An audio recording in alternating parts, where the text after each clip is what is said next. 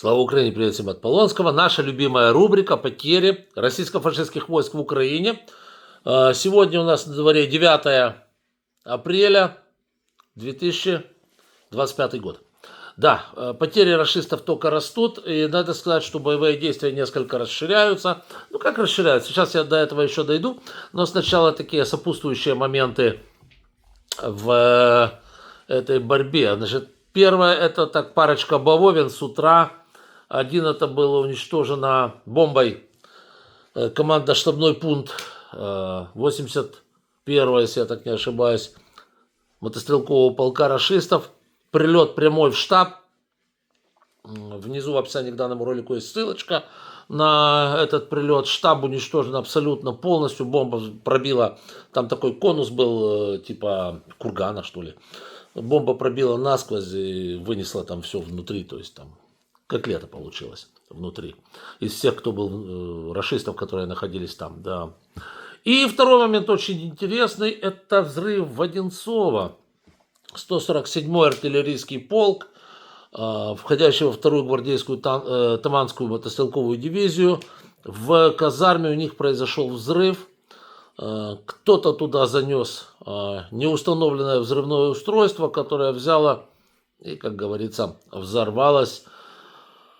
Несколько десятков рашистов стали 300-ми, скажем так. Каким образом это произошло, сами рашисты пока что понятия не имеют. То есть вот такие вот моменты. Ну и теперь, что касается ведения боевых действий. По-прежнему они происходят в Белгородской и Курской народных республиках. Рашисты пытались перенести войну в Сумскую область. Ну, как они пытаются перенести? Опять, смотрите, вот если наши, например, заходят в Белгородскую народную, там же огромные эти вот у них надолбы, рвы, все, наши, как говорится, это все смели, чертовой матери, построили там дорогу и почесали в БНР, да, вот, и техника зашла и так далее, то там у нас есть одно село в Сумской области на границе. Ну, оно от границы находится, оно вообще на границе, 50 метров от границы, да. Они туда, бывает, залетают на этом самом, залетают туда каким-то ДРГ. Это ДРГ там носится, очумело, пытаясь как-то выжить от дронов. Ставят флаг, через 2 минуты по этому флагу прилетает, значит, по ним тоже прилетает. И те, кто, значит, успевает сбежать, те сбежали. Вот таким вот образом происходит, значит, борьба в Сумской области. Ни о какой оккупации там речь, конечно, не идет, ни о каком продвижении. Еще раз говорю, ну, пребывание вот этого российского ДРГ на территории этого села, которое находится непосредственно на границе, и манюсенькое село, вот, ну, оно ограничивается там, может, получасом-часом, потом только уже, как говорится. А потом, кто убежал, тот убежал. Кто не успел, тот опоздал, да. Вот, а так потери они несут практически везде.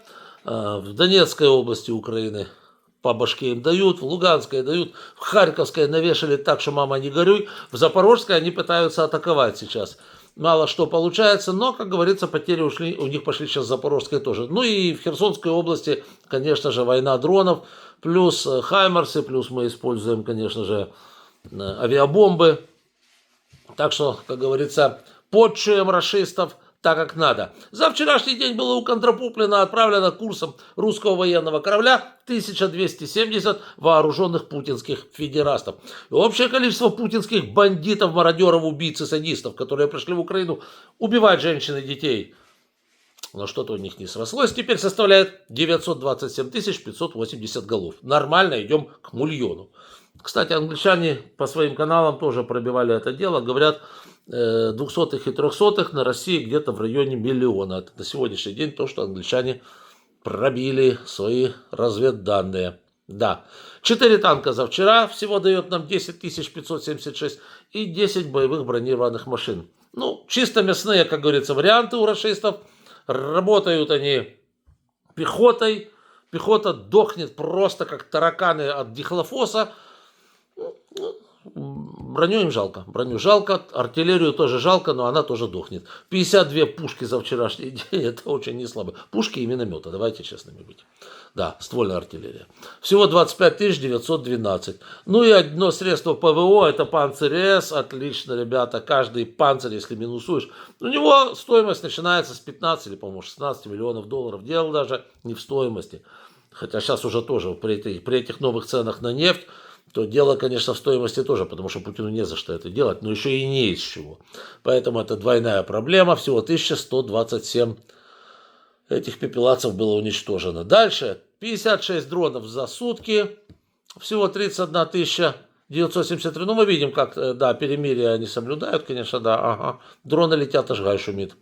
Да, и 118 единиц автотехники рашистской, на которой рашисты пытаются возить свою логистику, а также пытаются ходить в атаку. Ну вот, доходились, как говорится. Всего 43 345.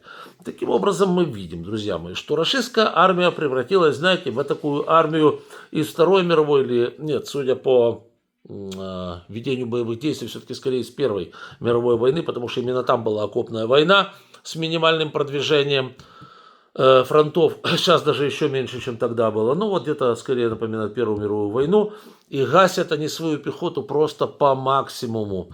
По максимуму, не жалея ни секунды, не имея жалости ни к своим, ни к чужим. Гонят своих на забой, привозят новых чмобиков и снова их гонят на забой. Ну да, чувствуется вторая армия мира.